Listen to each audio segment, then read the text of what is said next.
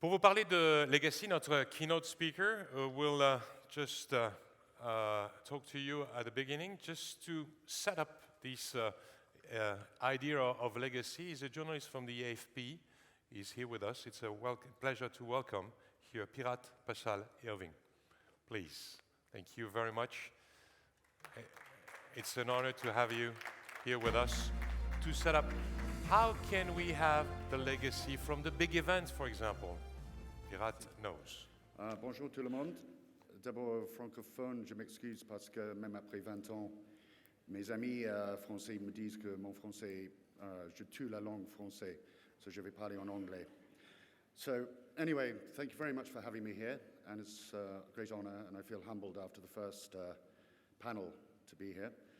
I'd just like to say that at the moment when people are talking about building walls, that sport can build bridges, that it can bring people together, that it can develop, and it can make the people that are most oppressed feel like human beings, feel like they've got an identity.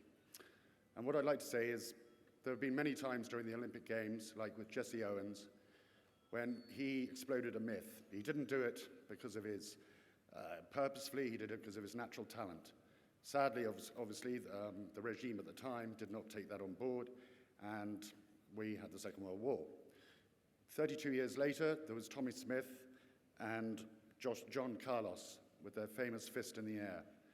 And there was another protest, and ironically in front of a president of the IOC at the time, Avery Brundage, who had sat idly by during 1936 and accepted the Nazi salute.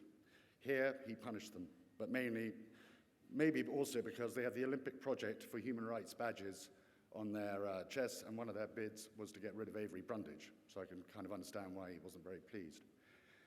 But nowadays, I've had the honor to meet, in recent months, amazing people, including the Street Child World Cup people, who basically take homeless children all around the world, and every 4 years, since 2010, put them in the same venue as the host nation of that World Cup, the FIFA World Cup.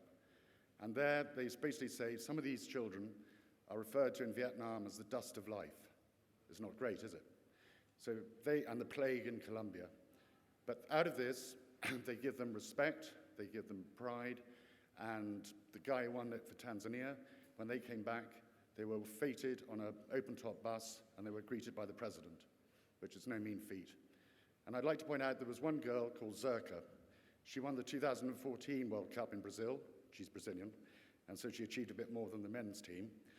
And after that, she decided, hey, I'm going to create this thing called a safe space. It was in a favela, very violent favela. And so bullet-marked walls, everything. And she said to the young people, come and join us. So these men or boys turn up, and they bring with them their Kalashnikov rifles, which was not the object of the exercise. So she said, hey, boys, no guns on the pitch. They looked a bit surprised. But then they said, okay, fine. So they ended up playing football with her. It became a great success. And there was this surreal image of bullet-marked walls and behind them a whole stack of rifles. Also, I'd like to point out there's an amazing girl called Khalida Popal. She was the first Afghan women's football team captain. She's only 28 now. And she faced such, how would you put it, prejudice. The men would refer to them as prostitutes, and they would nick their handbags and they would nick their footballs because they just didn't accept that women could play football. In the end, she ended up working for the Afghan FA, and there, amazingly, she had to pay the men at the end of the month.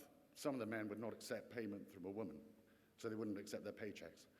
In the end, the threats were such, she fled to Denmark, and so did her family, sadly. But she said she created this thing called Girl Power, which helps women in refugee camps, in asylum centers and outside asylum centers all around Europe to come together and gain respect. And she said to me when I spoke to her at the Beyond Sport Awards, she said, but Pirate, my one goal is I will return to Afghanistan because I have so much work to do, which is an extremely brave goal and should be applauded. But what I say is that these people are energized by sport. They bring it together, and they are examples for us all. They are great to be mixing with. And if I could end on one point, it is that I think the greatest moment this year and forget the WADA problem, forget the Russian problem, was that IOC created this refugee team. And for me, wow, that was something.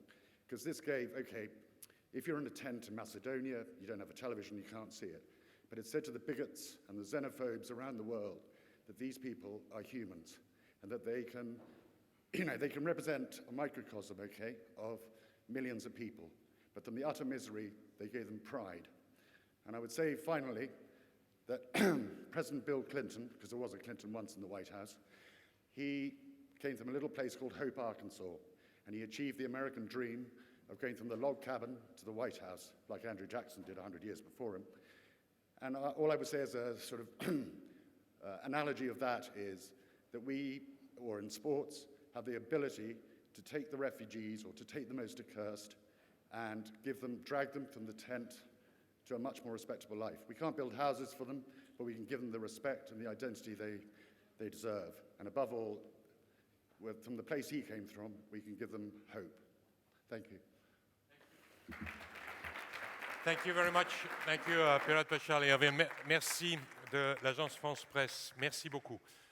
Now it's a pleasure to welcome here, to moderate and to animate this next panel. One of my best friends on the athletic world and on sports world. He's working together with me for several times, and it's the president of NGO Consulting and also an Olympian, 5 times Olympian, bronze medalist in Los Angeles, and she's Canadian. It's a pleasure to welcome Charmaine Crooks. Champions for Peace. You have the floor. This is yours. Thank you very much, Mark. Before I begin, thank you for the warm introduction, Mark.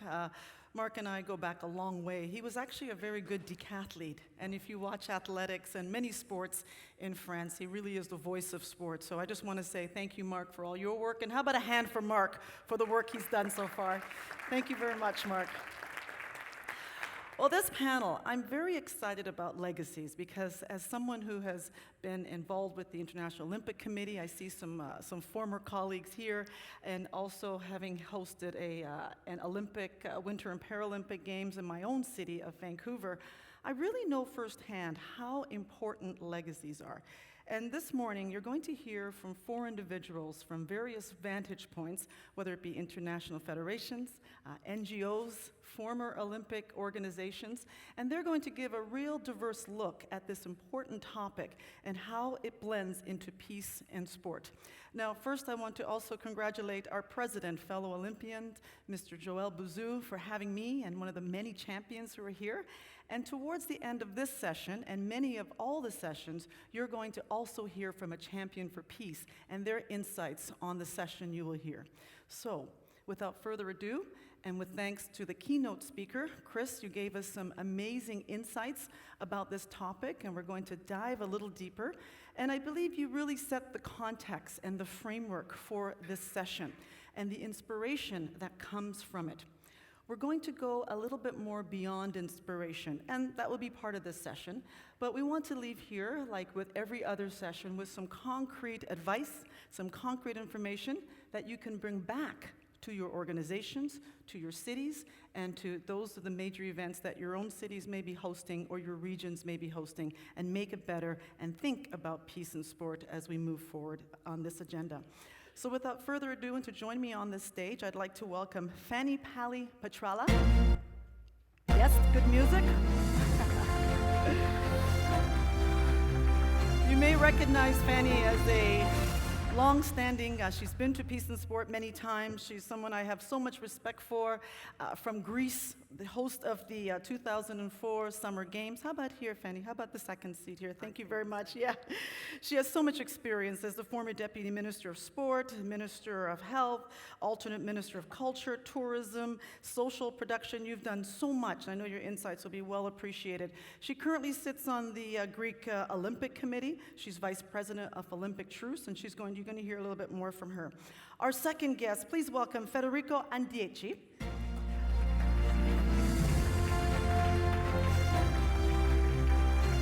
Federico is with FIFA. He's in charge of CSR, corporate social responsibility, and humanitarian activities since 2003, and also the UN relations with FIFA as well. He'll give a lot of great insights, I believe, on sustainability and diversity. And by your height, I know you were a former volleyball player, so the athletic perspective is also very important there. Our next guest, Ignacio Packer. Welcome.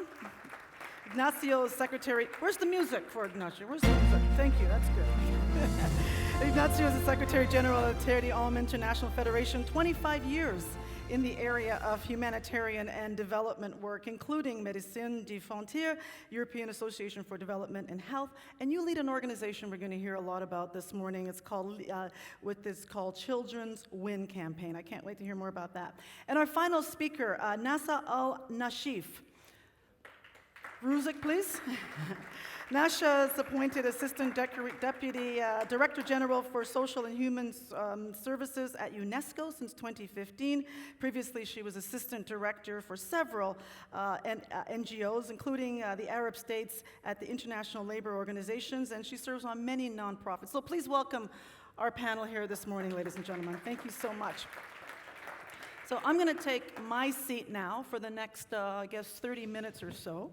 And I know that all of you have certainly come a long way, and we really appreciate your time here. And I want to give them each the proper time to talk more about your organizations, to also interact with all of you, whether it's by app, as Mark mentioned.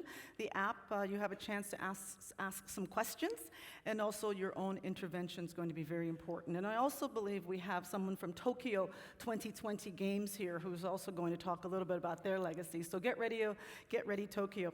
So Fanny, we begin with you. As someone who has hosted the games in 2004, I remember being there and running with the torch. It was a great experience. I know you want to say something very important during this, so I will give you the floor for 5 minutes to have your intervention. How many minutes? Yeah, about 5. 5? Yeah, something like that. Okay. So I have a speech with concrete proposals and what really happened in Athens for 2004. I can leave it for the minutes here, but what I want now to say, just for a very short introduction, is that can you realize, all here people, that we are involved in sports, how blessed I can feel and how proud I am that being with the Olympic family since I was a child, I had the opportunity to be responsible for the Olympic Games over Athens. I've been in 10 Olympic Games in my life, but the unforgettable one was this in Athens. So about the legacy now, because it's a great legacy, a big legacy, and this legacy is a material legacy, but is an intangible as well legacy. Mr. President, thank you very much. You gave me the opportunity to be here. And Mr. Lemke, Mr. President Schmidt, and distinguished guests, thank you very much. So even now in Greece we have this terrible social and economical crisis. Well, Greek people, they still feel very proud that we hosted the games. You remember, they were saying that Athens wouldn't be ready for the games, but we were. And as President Rock said, these unforgettable games of Athens. So we do not have only the infrastructure as a legacy. I mean, new roads, a huge front in the sea. Now we have the biggest front in Europe, I mean seafront in Europe. And Ellinikon, which is the big place in the beach of Athens, will be a park 3 times bigger than Central Park of New York. Really? All these are due to the Olympic Games. The metro, the train, all the renewal of the fleet of taxis, all the roads, the new airport, which gave an increase in tourism in Greece. We had a boost in everything. And this is our day-to-day life now in Greece, although we cannot do the development we really wanted. And of course, we have a lot of facilities, sport facilities, state-of-the-art venues, although there are the disadvantage where that we delayed a lot, we changed a lot of ministers, we'll change the organizing committee, the governments. This happens to all the countries, almost. That this was a disadvantage, or we build with a lot of concrete and steel, and not the temporary facilities as we should do, maybe. But at the end, it's huge, whatever we gain from these games. And on the other hand, is what I said, the knowledge, the know-how, a lot of infrastructure, which is the digital infrastructure, all the systems, and the pride of a whole nation. So proud to host these games, and we're so proud because we managed, we did it. A small country, of course, the cradle and the birthplace of the Olympic Games. But there are two words in all the languages, Greek words coming from Greece, that you cannot translate in any language. One is the word philotimo. That means I'm honored to do something. And this is what we did as Greeks. We give everything. We had the shifts for 24 hours just to complete, at the end, of course, all for the games. And then the volunteers. This is another legacy. And I have to tell you now, because Greece suffers from the refugee case, which is, we have over 60,000 refugees now in Greece. And you know that all the at the hot points and the NGOs, they are managed by the volunteers of 2004 because they have the knowledge, they know how to work. And on the other thing, the other legacy is that although we suffer a lot, our life had completely changed in Greece. Completely changed through the economical crisis. Is not the time to say why, because this is a big why. But, well, the damage has been done. It's only for history to say that whatever happened to Greece, we cross our fingers not to happen to any other country in Europe. Anyway, even now, in Rio, in 2000, now in Rio this summer, the Greek team, a Greek team of such a small and in the middle of the crisis country, won 7 medals. You were there. You were crying for that, and you know why? Because when Greece was a powerful country, until 2009, 4% of, we had the growth, and now it's down, and so when we were a wealthy country, the Greek society, the Greek governments gave a lot of money for sports. They did it. And now, without money, with only the federations and the Olympic Committee helping, the individuals helping, the athletes and the families, because there are the strong supporters, the families. So we got 7 medals. This is, for us, it's a miracle what happened. In conclusion, well, I want to say that it's very worthy, if I can say the word, for a city, because as you know, the city takes the games, but in small countries, in most of the countries, I could say, is the people and the country that takes a lot for hosting Olympic Games. It's a big change of the country, which affects the country and the people for decades. So thank you very much. That's great, Fanny. Yes, yes. I could see the tears in your eyes when you talk about Philotimo. She's still passionate about this. It's the only one that Yeah. the IMF left was. Oh, that's great. That's great. Let's move now to Federico, and let's hear a little bit about your work with the CSR, with FIFA, and diversity. But first, we'll go to a video of Greece. Let's go to the video. Sorry, I forgot about this. Let's go to a video just to wrap up this Greece section. Thank you very much. Thank you, audio, visual. Thank you. Yeah, it's okay.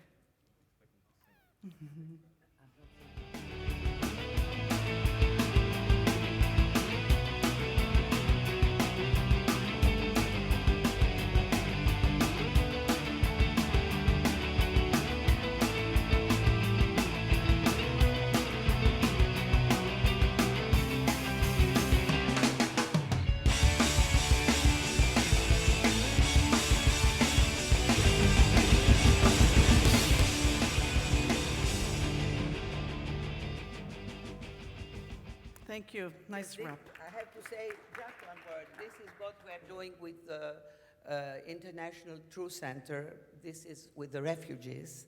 We work in all the camp and the hotspots with the refugees, with the Olympic Truth Foundation and Olympic Truth Center. It's something else we can talk Yes, we'll do that later. Thank in you. another session. That was a great video. Thank you. Now your turn, please. Thank you, Chairman.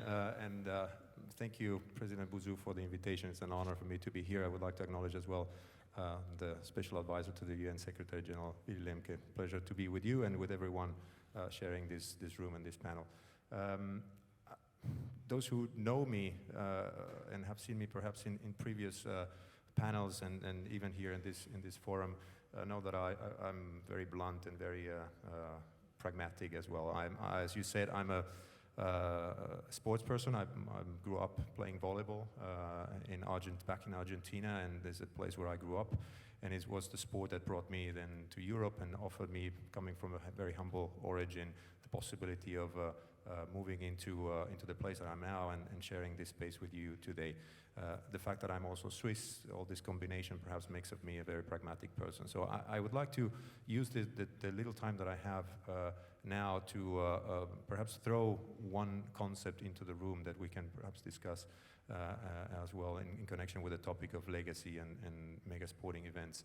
I could speak for hours about the work that we're doing and show some of the examples that were presented as well in the keynotes by our colleague from AFP about the role that sport plays in contributing to social development, in contributing to fostering positive change in society. And we work with hundreds of non-governmental organizations around the world through our Football Forward program in creating such opportunities for young people to strive and do better in life in the most disadvantaged communities in the world. This program is probably the largest social responsibility program in the world of sports, and it was born out of a call from the United Nations in 2005 in order to for the world of sports to contribute to the then Millennium Development Goals. So there's a lot that we could speak about that and about the work that we're doing in the sustainability area. You asked me to explain briefly what we do, and I'm the head of the Sustainability and Diversity Department, and this is an area which deals with the economic, social, and environmental aspects of our organization, and in particular as well with those aspects, the sustainability aspects of the FIFA World Cups. So we're responsible for setting up a sustainability strategy for these events. Now, FIFA has been in the news, especially in the last couple of years, for its crisis, its corruption scandals, and many more negative news, and it's difficult to speak about the good things when you're in such an environment, but that doesn't mean that the work behind the scenes has not continued. And it has continued in a way that actually prompts us to this concept that I wanted to throw into the room. It's the one of life cycle. I think that one of the big problems of host countries, host cities, and sports governing bodies is that of considering legacy just as an add-on, as a project, as an activity that is linked somehow as a satellite to the event, but is not integral to the event itself. And in my opinion, and the more and more I'm now working with 5 World Cups at the same time, because I'm still involved in the Germany 1, South Africa 2010, Brazil 2014. We're preparing 2018 in Russia and 2022 in Qatar. And the more and more we're involved in this organization of these events from a sustainability perspective, the more we realize that actually, if we want to have a positive legacy of an event, all actors involved, all stakeholders need to start thinking of sustainable events from the very first minute they decide on bidding for the event. One of the problems of the bad legacies of previous World Cups, Olympic Games, and other major events is that thinking is not really happening. That we tend to speak very positively about the positive effects of a World Cup, and we've spoken about the tangible and intangible legacies of a big event, a major sporting events, but we tend to not want to talk about the risks associated with the events, and therefore we do not address them. And if we don't do that, if we don't address those risks, if we don't take a holistic approach to the planning of an event in the entire life cycle, from the day the sports governing bodies put up the bidding process, from the day the host countries or the host cities send their bidding documents, then the legacy probably will not be as positive as it should.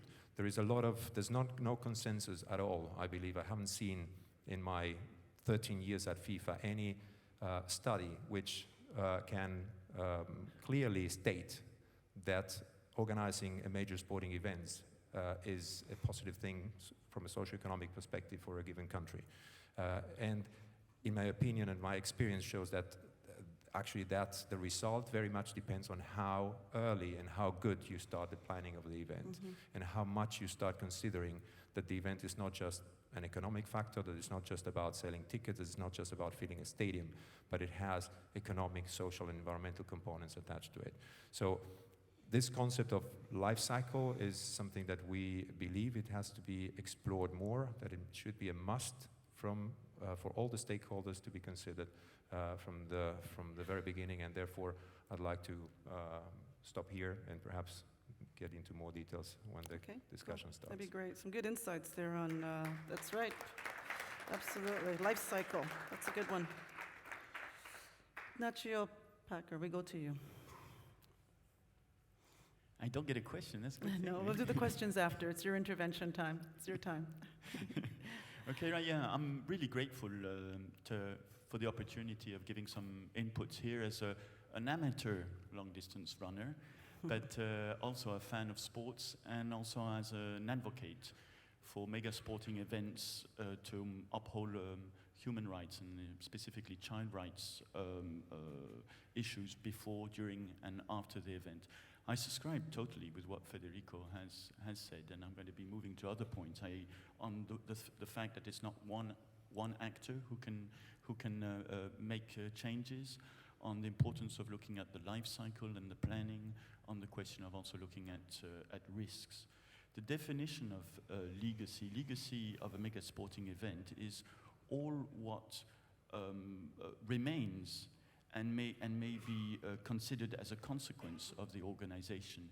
And of course, we're really proud and happy to talk about the positive things, but there are linked to the risks that Federico spoke about, also something which sometimes are painful for us, because we believe all of us in the value of sport, but we do see where people are left behind, where people are not participating in the joy of the organization of a mega sporting event.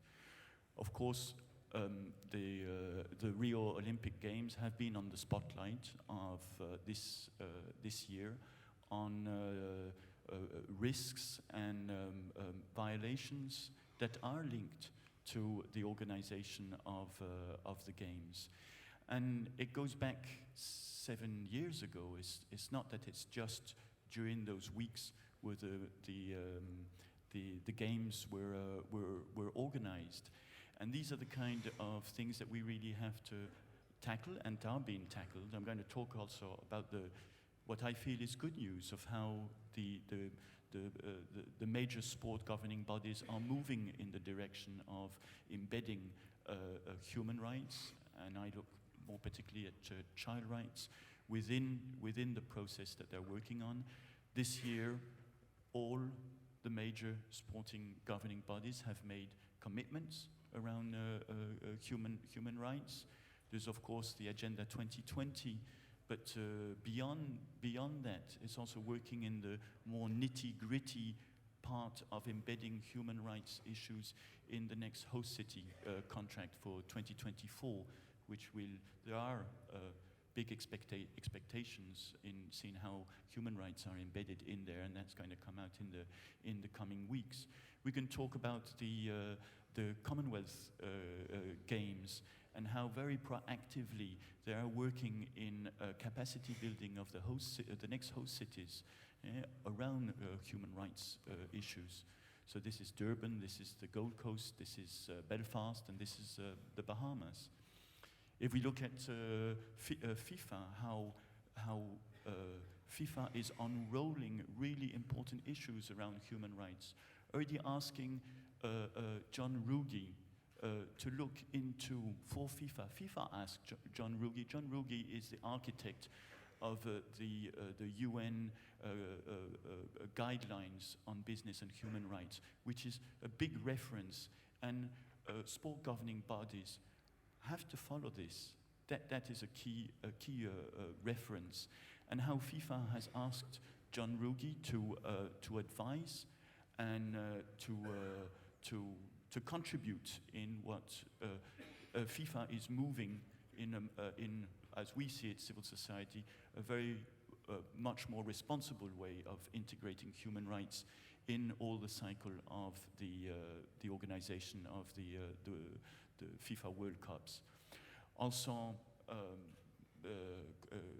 question of a human rights advisory board by FIFA.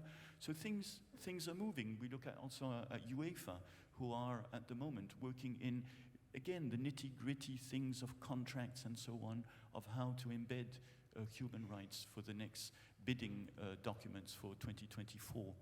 So I would say 2016, human rights issues around mega sporting events have not stopped, they have continued.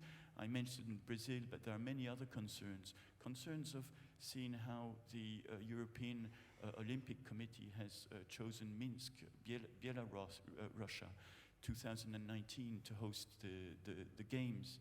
Have they put in place the different measures to be able to reduce the risks and to have elements of accountability? So certainly I would say a strong movement going on. The next hurdle is certainly about implementation and accountability. Thank you. It's great insights. Thank you so much. Nada. Thanks, Charmaine, and it's great to come at the end, actually, because I'm going to do a little bit of a summary from a policy framework. First of all, thank you to Peace and Sport. I think the importance of bringing so many stakeholders here together is that we have governments, we have associations, federations, athletes, academics, and civil society representatives, and this is the kind of conversation that has to continue. As you heard from Mr. Lemke and others yesterday, we're guided now by Agenda 2030 for the UN, but for all the member states, over 190 who signed the commitment. The agenda is grounded in human rights. This is a key anchor. It has a vision of social justice for all, and that's, again, we heard the theme yesterday, not just between countries, but within countries and within communities, and it promises to leave no one behind. And those are the agenda items that we have to take to countries across the world. UNESCO in the United Nations system, which deals with education, with science, with culture, is the only UN body that supports sport ministries directly. And one of the ways we do that is by convening the World Conference of Sports Ministers, which we call MINEPS. And this is where we set standards, and this is where we have a key role in international sport policy, which is very important. The last time the ministers of sport met was in Berlin in 2013, And actually, part of their reflection was dedicated to the issue of major sports event. And for the first time ever, we produced a global policy consensus on this issue. Let me talk about three aspects of sport legacy, which the ministers discussed and which I think form the kernel for the continuing conversation. First, only a few countries can now afford to bid even for sport, and this is because of the increasing escalation of the financial, the technical, the political requirements for both bidding and hosting. So it's becoming a more exclusive area in general for all countries, and there are some concerns about that. The need, which you've heard already from my colleagues, to involve concerned local population at every stage, starting from bidding. So it's not just the decision to go, but how to be included, bidding and hosting processes.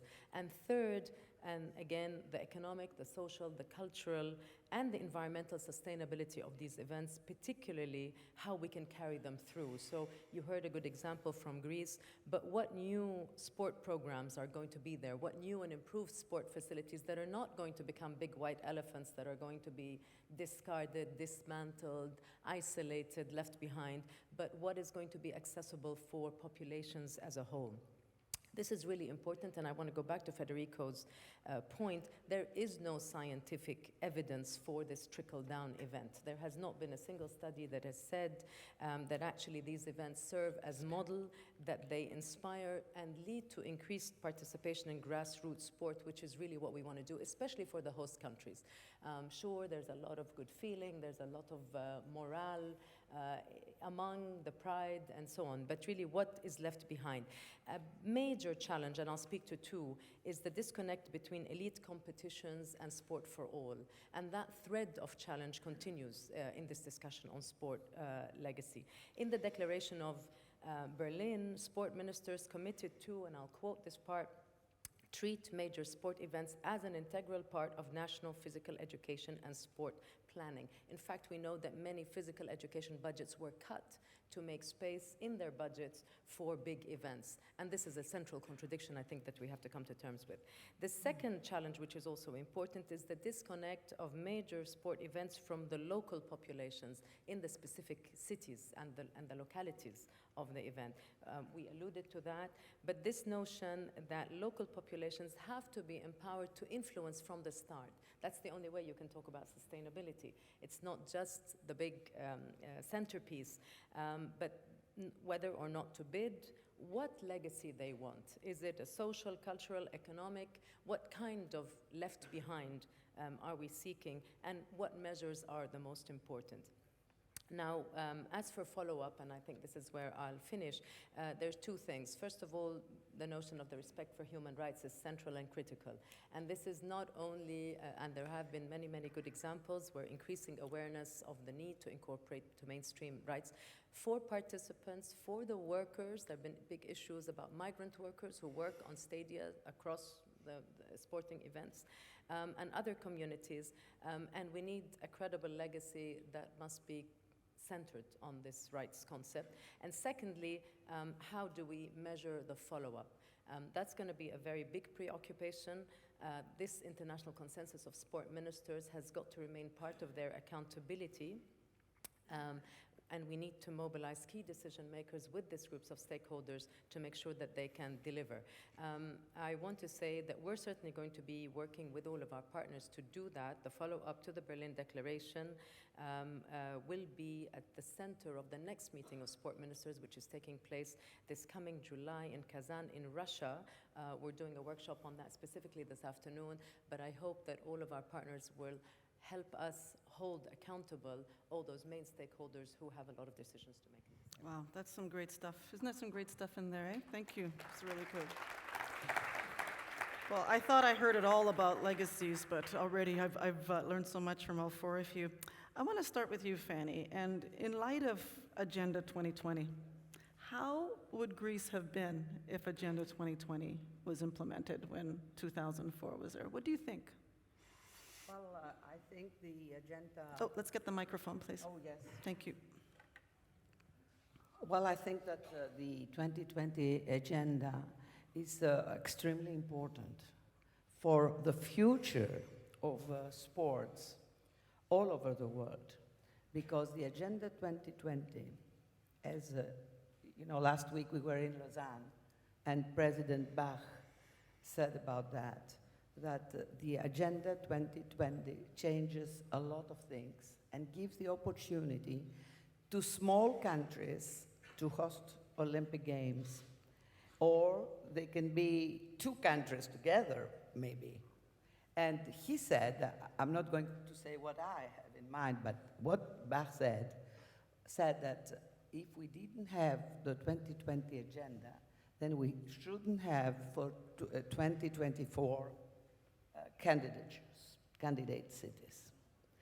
So this is extremely important. And also, what we do in Greece, and we adopted totally the Agenda 2020, is that the Agenda 2020 gives the opportunity, and this we can see here and in other fora, that now we have another goal in the sport movement, that the athletes, the champions, the athletes come first. We had the officials till years ago that they were not athletes, but now the athletes are number one in the whole movement. We saw all of you last night. We uploaded, and everywhere there are so many associations. And the athletes with the official can really give all this aspect in the Olympic movement through the Agenda 2020. Yeah. Because we speak too much about, and this is good, I mean, we speak about sport and peace. Well, I'm in the foundation of truce, Olympic truce. Olympic truce is the intermediate. You cannot have the war and go straight to peace. From the weapons to peace. You need this time where we have the negotiations, the dialogues. So, yes, for peace, but through all the others that even the agenda can give to us. I go to Federico and all the work that's being done in FIFA, and he talked about the life cycle. Tell those who may be here who are looking at hosting small or major events about this life cycle, and what would you say are the 2 or 3 things that must be in from the very beginning in order to build a sustainable legacy for an event? I think that there's no clear-cut answer to that, because one of the challenges that especially the major sporting events face is that when we set up as governing bodies the requirements for the next event, this is done in some cases 10 years, 12 years, 8 years before the event actually takes place. So in the meantime, between the bidding process until the staging of the event, there's a lot of evolution and changes of expectations and issues that come up that could not be foreseen before. So it is definitely making a reference to Agenda 2020, but also when it comes to FIFA, to our recently launched vision, FIFA 2.0. I think it is important that we consider sustainable event management from the very beginning. So by that, event management, so you mean how things are managed from an economic point of view or more environment, all those different factors, right? Yeah. Correct. It's of course the sports part, which is very important. What are going to be, how is the governing body and the host country are going to deal with the influence of this mega sporting event taking place in their country or their city in order to improve the development of sports locally, but also the economic, social, and environmental aspects of the event. And they are one of the challenges that we've seen, perhaps in connection with human rights and the previous bidding processes. We launched in 2010, or we elected in 2010 the World Cup host for 2018 and 2022. Only in 2011, the UN Guiding Principles of Business and Human Rights were coned, and so it was impossible for us to integrate those guiding principles in the bidding process before. So now we're doing it, we're integrating them for the next World Cup, which is going to be in 2026. But in the meantime, there is 11 years between Anything can happen, yeah. that and the World Cup in Qatar that need to be somehow, the gap needs to be covered.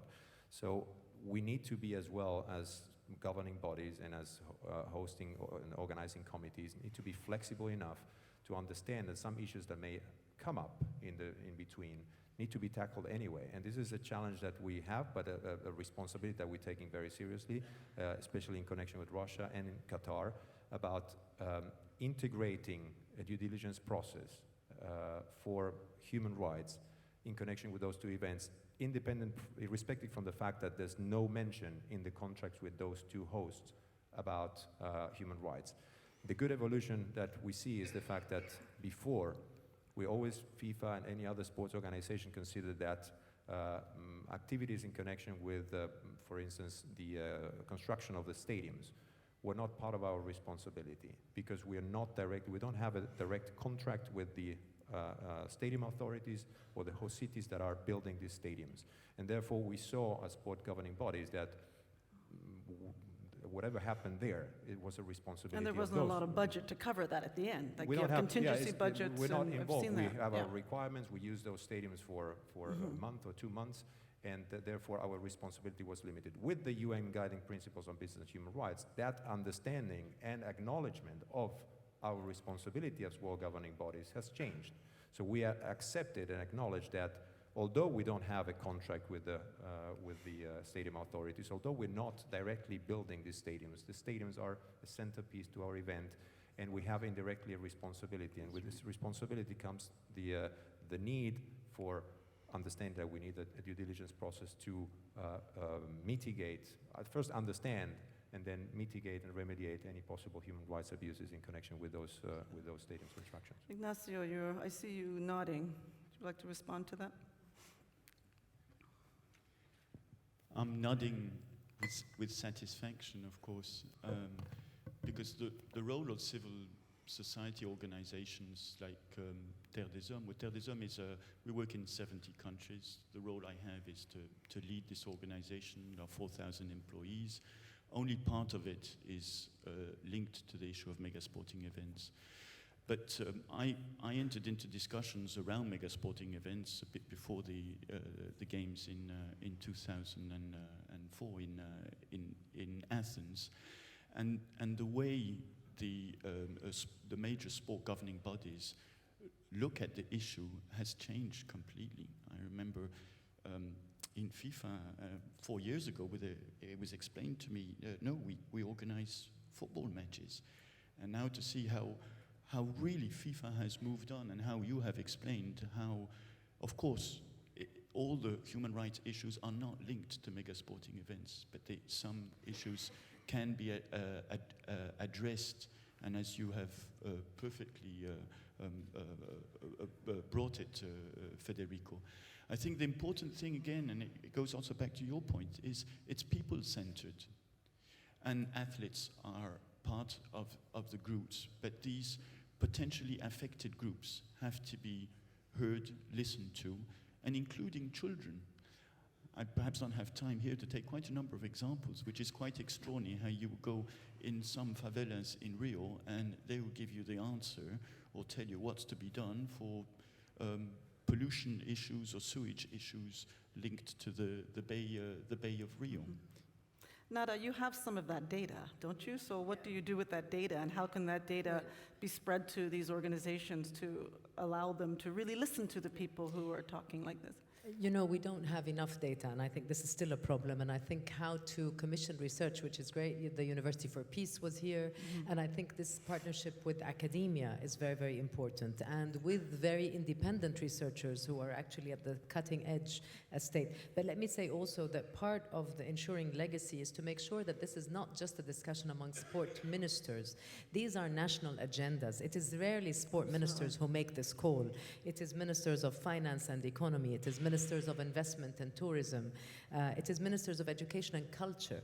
And part of ensuring legacy is going in that direction very much. And let me just say that the themes that we want to carry on very much are about integrity of sport, which is a cross-cutting, which is why we go to the fact of you cannot be ignorant about the conditions in which we perform, and that's what makes it a little bit more. We'd like to talk about, obviously, inclusive access for all, and that is whether it's children, whether it's the elderly in a long-time commitment. I think this is a very big envelope of things to do. And you see a lot of cities doing a lot of things for athletes with disabilities, right? And that also goes to seniors. And you've been a minister of all these portfolios, so you've certainly seen them. And I want to end with just an invitation. We're actually very generously, Sport and Peace are hosting a conference for us, a little mini workshop this afternoon on the next ministerial meeting. So Excellent. we'd like everyone to come along to that. That's great. That's great. Well, you know, we've heard so much, and we can go on literally with each of you for an hour each. I do need to go to the intervention from Tokyo 2020 before we move to the athlete and wrap it up with some questions. So is Tokyo 2020 here? I know they wanted to talk about their legacy project.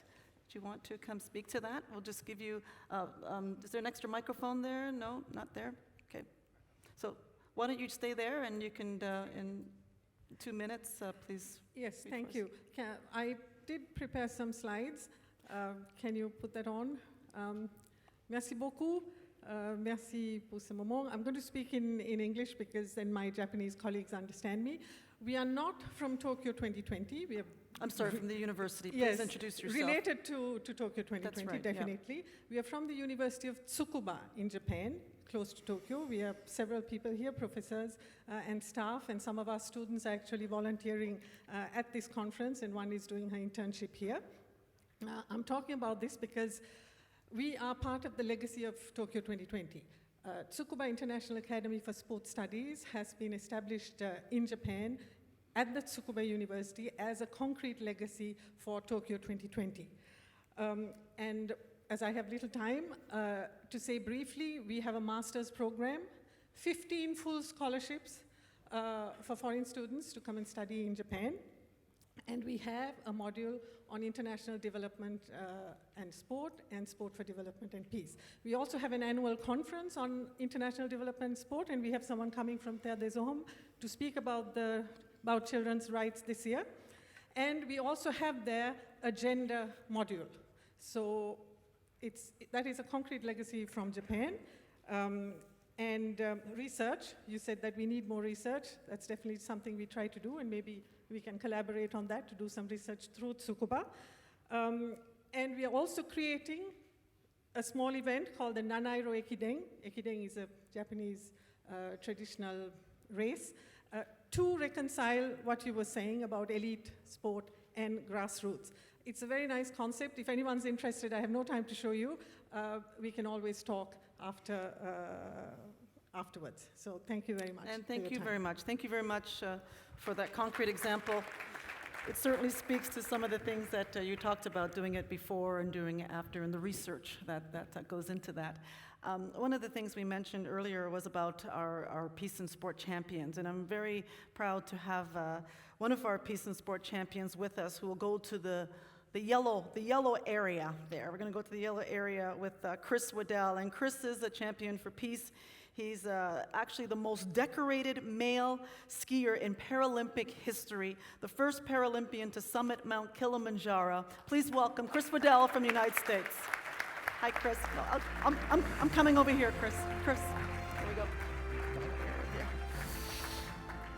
How you doing? I'm well, thank you. You heard a lot of good things there, A lot of right? great things. Yeah, exactly. So how do you feel? I mean, the things you heard from the opening keynote to some of the legacy things that they're talking about. What's your impression? I think it's great. I mean, I think that everybody's concerned with legacy. It's an important part for all of us, and it was, yeah, I really enjoyed it. Yeah. Now, as a champion for peace, he's one of the many. There's 4 different, I guess, areas that champions of peace do, and you're involved in your own foundation. Maybe you can tell us about that. My foundation, in a lot of ways, is with regard to my personal legacy. So I think that as a Paralympic athlete, I competed in 7 games. We weren't on television very much. There are I think according to the WHO, there are 1.1 billion people in the world with physical disabilities, like 1 in 6, 1 in 7 people. But because we weren't on television, we didn't get a chance to put a face on that, to change the narrative from, it's too bad what happened to you, to what do you do? And so when I decided I wanted to climb Kilimanjaro, I said, I need to tell this story. And obviously you come to this with a far greater ego and think that you can do it much better than other people can do it without realizing just how difficult it is. But the idea was to tell that story, because oftentimes if you don't tell that story, it didn't happen. And if it didn't happen, in some ways that eliminates the sense of legacy. It eliminates the ambassadors who can go and tell that story to other people. Not looking at like the children whose minds are so open to things that are so different, that are so difficult for those of us who think we're adults. And I think that really we're losing some really great opportunities in being able to create that story that then creates the legacy as well.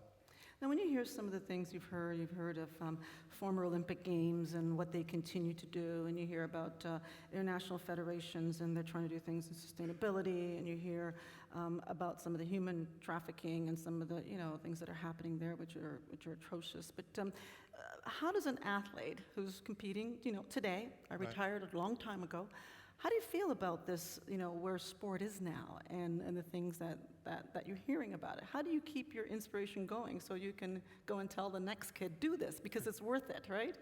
Or, what's your impression? Well, I mean, it's always worth it, because I think sport for us is one, it's so personal. Mm-hmm. It is where we continue to improve upon ourselves as people, but it's also something that's so shared. I think the greatest compliment that I ever received in sport was just one day that I was training and the Pro Tour was in town. This is skiing, and this guy, and I think he was a Swedish guy, was behind me, and he said, "I like your turns." And I was like, "Yeah, I like your turns too." And that's the connection that we're making to people, and that's, one, we make that connection to ourselves through sport because we face many of our demons, but we also make that connection to other people because they've had to go through that same process, the fun and the challenge all the way along. Yeah. How important do you think the work is for the Peace and Sport champions? There's so many who are doing work in war-torn areas and doing adaptive sport and our new Sport Simple that we're doing. I mean, how important is all that adding to the legacy of major events? Adding to the legacy of major events, I think that looking at how important is it? It is so important just because, one, obviously we're wasting so many valuable resources with war, where human resources, financial resources, et cetera, and can we find a way to reach that common ground? And I think that's ultimately the challenge that's incumbent upon all of us, is that we have to be able to see the people on the opposite side for ourselves, and really, in a lot of ways, empower somebody who might well be our challenger, might be our opponent. But I think in some ways we've got to find that common ground that helps empower them. And if we do that, I think we're successful, and then we can look beyond the fact that we have a conflict. Is it important for athletes to be in governance and leadership to be able to have that voice, or can we do it through our humanitarian work? It's really important for athletes. For me, having been a Paralympic athlete, having been an athlete that's not necessarily in the mainstream, felt like it was incumbent upon us as athletes to promote our sport. Nobody else was going to do it for us. Yep.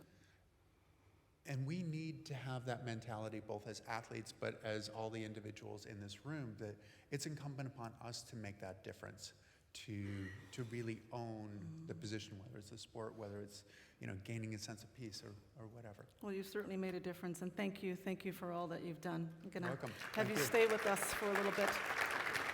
So I guess at this point, my dear friend Mark will join me for some Q&A. Exactly. And getting from the audience. Anybody has any questions for any of our panelists or our champion? I know we had Charles speak earlier, and they're all going to be here for the next couple hours and the next days. But if anyone would open the floor, perhaps to the app, so perhaps we can lead this maybe section. by the app, because I know a lot of you are using the app, so we can see maybe the first question that we have through the application of Peace in Sport. Let's watch this. Would such a big budget make a bigger positive impact if it was invested directly into sustainable development of society? This is the first question. Who wants to get a chance to start this. We've already used a way. Yes, exactly. Who wants to start? Well, I can say, I think, on behalf of everyone, that we don't know. That's a good answer. I think this question is always asked. Okay, why should we invest in an event and not invest in something else? Why in education, not in health? Why in poverty alleviation and not in accessibility for everyone, social inclusion? I mean, this is a question that every single country and every single city needs to respond for themselves. It's about, as I said before, analyzing what are the pros and cons, and trying to take the opportunity of hosting, if the decision is to host an event. It's not that everyone hosts major sporting events. There's some countries and some cities that decided not to do it, but those who do it or decide to go into this journey, I think it is important that this analysis very early on of what are the positive and the negative impacts of such an event, how this can be, the positive ones, how can they be improved and increased, and the negative ones, how they can be mitigated and reduced. Because in the end, ultimately, all major sporting events have both a positive component, positive impact, and a negative impact, whether we like it or not. The fact that it's a major sporting event is a huge human activity. It has already a very negative impact on the environment. So whether we like it or not, that's a fact. So it's not about saying, oh, we want to stage any sporting events because it has a negative impact on the environment, because actually the fact that we're all here, we're having a negative impact on the environment because we all flew or came in somehow to this venue. But it is about being aware of it and trying to reduce that negative impact and maximize the positive one. Yes. May I just add that I think it's about making the choice together. The real issue is every time these big events have gone to a referendum, they've been turned down.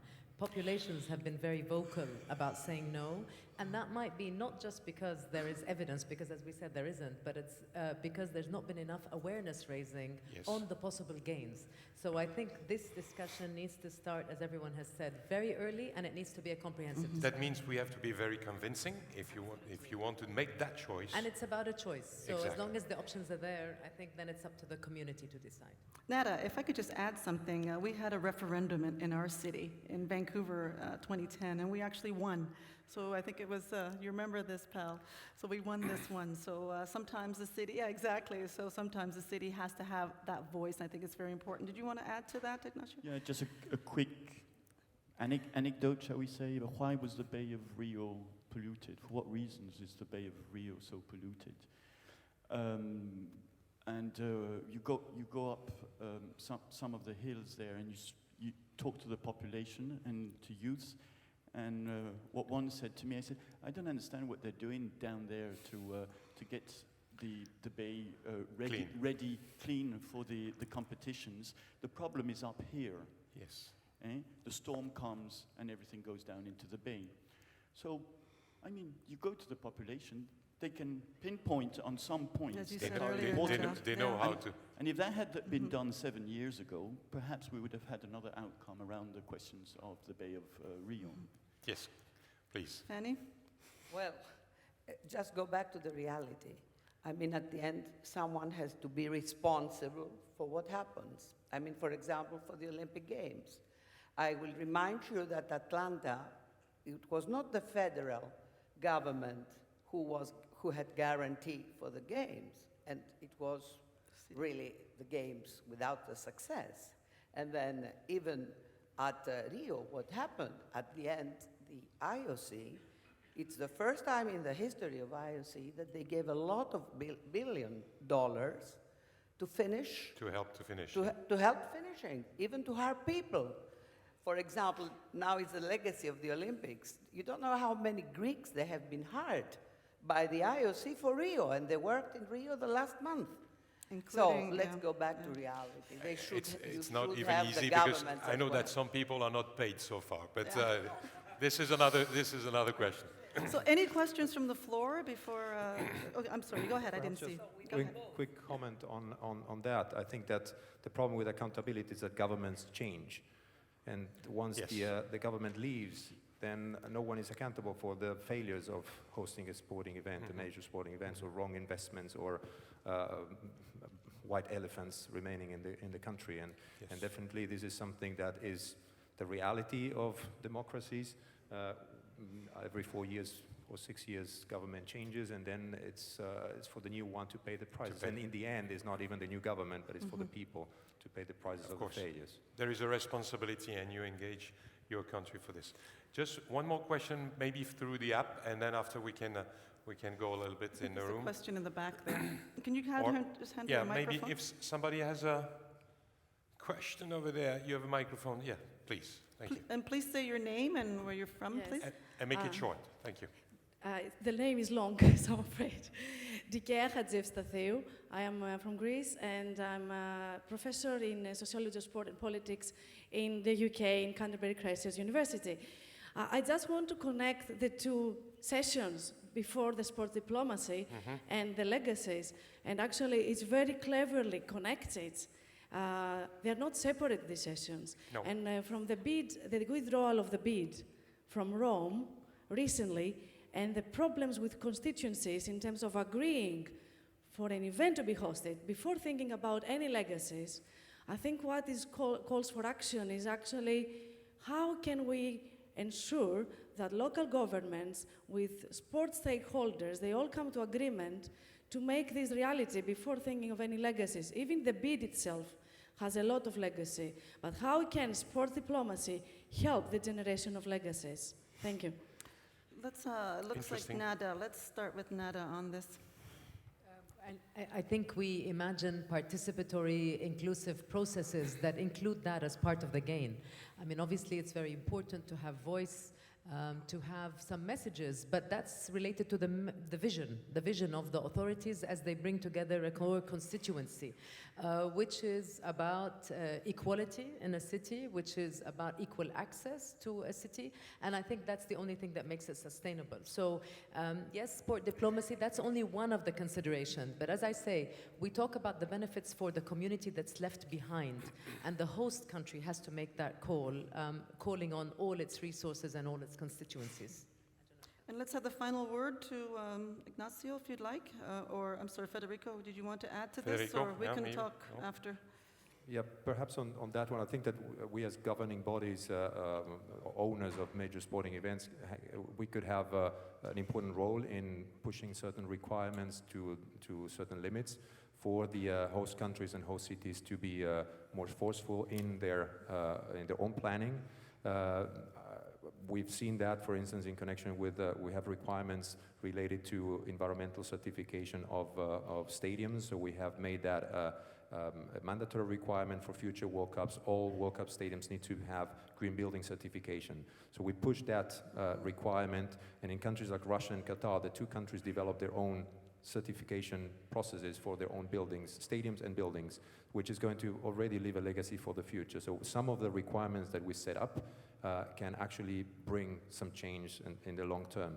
However, in the end, it is a decision, and the main responsibility lies with the hosting countries to decide whether that event can have a more positive than negative impact locally. Sometimes, perhaps, the reason why this broad stakeholder engagement doesn't happen at the local level is because the answer may be no, we don't want such a sporting event, and that's a risk that some That's right, politicians don't want to take because it is also very attractive to host an event. And we push for certain minimum and maximum standards, and sometimes those maximum standards are overruled by decisions at the local level that don't make a sense from a sustainability perspective, but make a sense for other reasons locally. Of course. I think we're going to leave the final Yes. word to our president. Joel wants to add a word on that. I don't think it's a final word, but I completely agree with the fact that legacy should be integrated from the beginning in the global concept. I think that when we organize mega sport events, we also put a lot of participants in the light of the media. And this should be understood as part of the legacy from the beginning, because I think what is at stake is transforming these participants into role models.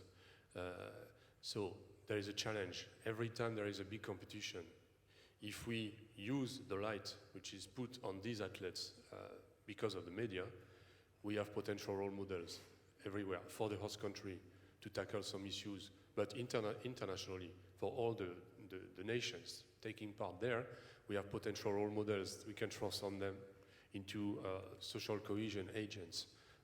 They can carry messages, especially if these messages are integrated from the beginning. They can become champions for peace. So peace is one of the issues, but there are a lot of other issues which they can carry. And that could be a big legacy. So at the end of the competition, we are not only saying, oh, that was great performances, great delegations, they were working peacefully all together, they were living in the Olympic Village, but what can they deliver after? And if we put a little bit more there, maybe we can have a very big delivery. That's great. That's Thank you. Something should be taken, of course. Thank you very much. Charmaine, it's time to conclude. Yes, it's time to conclude, and I'd like to conclude with a word of thanks to all the panelists, from Charles, who started us off as part of the relay team, and thank you to Fanny, Federico, Ignacio, Nada, and to Chris. So thank you all, and I believe it's lunchtime now. Maybe I'll have Mark close out with some housekeeping, but thank you. It's been an honor. I look forward to being back here with the Women in Sport and Diversity panel next. Of course. Thank you very much. Thank you to you, much. Charmaine. Thank you for moderating wonderfully this panel. You have, all of you, you have a podometer. A podometer. That was fun. You will have what's important, you will have it in the screen. This podometer, use it. Use it. Because one step means something, and you can bring a lot to the task, to the goal. So please use your podometer. You have it here, and the European Azerbaijan Society will help also, because we will have a check tomorrow. So please use your podometer and walk from here, from anywhere here in Monaco. And there is a special lunch for the awardees of tonight, for the nominees also, and for the one who are giving the prizes. So this will be in Salle de la Mer, which is at the entrance of the hotel, when you enter the hotel on the left-hand side, where we had the breakfast this morning. Ça, c'est pour ceux qui vont être les nominés, les remettants et les lauréats des awards de ce soir. Pour les autres, for the others, you have a lunch here. Thank you very much. Merci de votre attention. On se retrouve à 13h, in 1 hour. In 1 hour from now. Dans 1 heure. À 13h, we will talk about gender equity. On va parler de l'égalité, bien entendu, dans le sport, l'égalité des sexes à tout point de vue, et on en a besoin. Merci encore une fois de votre attention. Bon appétit, à tout à l'heure. See you.